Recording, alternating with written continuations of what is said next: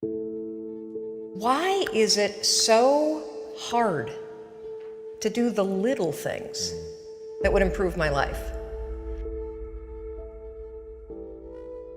The way that our minds are designed is our minds are designed to stop you at all costs from doing anything that might hurt you. There are so many people in the world, and you know, you may be watching this right now, and you have these incredible ideas, and what you think is missing is motivation. And that's not true. Because the way that our minds are wired, and the fact about human beings, is that we are not designed to do things that are uncomfortable or scary or difficult. Our brains are designed to protect us from those things because our brains are trying to keep us alive. And in order to change, in order to build a business, in order to be the best parent, the best spouse, to do all those things that you know you want to do with your life, with your work, with your dreams, you're going to have to do things that are difficult, uncertain, or scary, which sets up this problem for all of us. The one thing we have in this world is we can't control the events, but we can choose what to focus on, we can choose what things mean, and we can choose what to do. Those three choices, those three decisions really control our life. You can always make a decision. That's always in your control. Staying with somebody that treats you like garbage is a decision. It is. Staying at a job that you hate is a decision. Staying in the body that you are not proud of is a decision. Is it going to be easy? No, it's not going to be easy to change. It's simple. It's your job to push yourself. It's not the smartest people who achieve success. It's the people who procrastinate less, make fewer excuses, as they take actions every day towards the goals that they want to achieve. Indecision is the thief of opportunity. Indecision means the door is still closed. Indecision means the opportunity waits. Indecision means what could be is postponed or may never be. If you want to be successful at anything in life, never leave the sight of setting a goal without doing something that commits you to fulfillment. The next morning, the alarm goes off, and I pretended NASA was there. It's the stupidest story. I literally went 5, 4, 3, 2, 1. I counted out loud, and then I stood up. And I'll never forget standing there in my bedroom. It was dark, it was cold, it was winter in Boston. And for the first time in 3 months, I had beaten my habit of hitting the snooze button. There were moments all day long, just like that 5-second moment in bed, where I knew, knowledge, what I should do.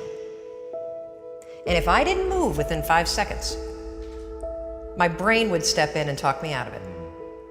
Every human being has a 5-second window, might even be shorter for you. You have about a 5-second window in which you can move from idea to action before your brain kicks into full gear and sabotages any change in behavior. Your life is what you think it should be. That's exactly what you are right now. You are what you thought you should be. And if you don't like who you are, you got to change what you think you should be. What you think is more important than what you do. And so if you want to change, you got to work on this attitude bit. Decide, commit, act, succeed, repeat. The one thing that all the greats have in common is they sweat the small stuff. They pay very, very close attention to every detail. What makes you comfortable can ruin you. And what makes you uncomfortable is the only way to grow. What you are and what you become depends on how you use your time. The billionaire and the beggar both have 24 hours every day. The old and the young, the black and the white, the Indian and the Asian are all given the same amount of time every day. You cannot stop a day. You cannot stop an hour. But you can control how it will be used. Your life comes down to your decisions, and if you change your decisions, you will change everything. When you understand the power of a 5-second decision, and you understand that you always have a choice to go from autopilot to decision maker, everything in your life will change.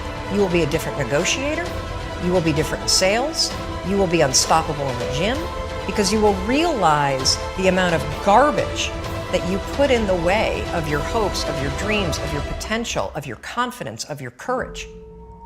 Everything comes down to the decisions that you make. Take ownership. Take extreme ownership. Don't make excuses. Don't blame any other person or any other thing. Get control of your ego. Take ownership of everything in your world, the good and the bad. Take ownership of your mistakes. Take ownership of your shortfalls. Take ownership of your problems. And then take ownership of the solutions that will get those problems solved. Take ownership of your mission. Take ownership of your job, of your team, of your future, and take ownership of your life. The first source of inspiration is deciding. Second source of inspiration is planning. And now, here's a big source of inspiration: beginning. Getting started. Actually turning thought and the notes on the paper, the plans, actually now committing it to action. Getting started. I'm a humongous believer that ideas are and that execution's the game. Well, I think the one thing that discipline definitely does help you with is it helps you get things done. And when you get things done, when you actually do things, you have more success. If you have more success, and sometimes a big part of success is just not being f***ing lazy and just doing it. Yeah. That's like 90% of it is just showing up. Get there and start working. Like, you're not gonna feel perfect every day. If I only worked out when I felt good, I'd be a fat f***. Discipline, it does start with waking up early. It really does. But that is just the beginning. And I always say that discipline is the root of all good qualities.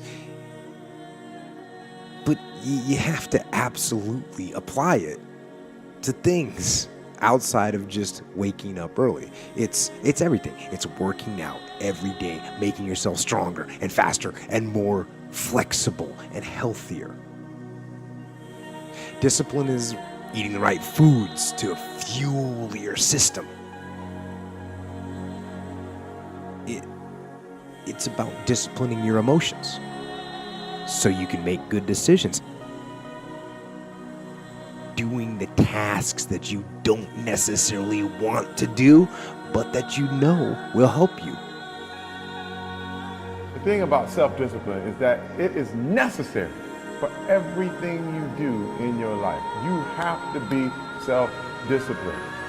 Discipline is not punishment. It's not. If you change your mindset and really focus it on what discipline really is, you start to welcome discipline. You welcome self-discipline into your life. You people have to know you, not because, oh, he's a good salesman. Oh, he's a good this. Oh, he's an artist. People need to know you for one major thing first. He works.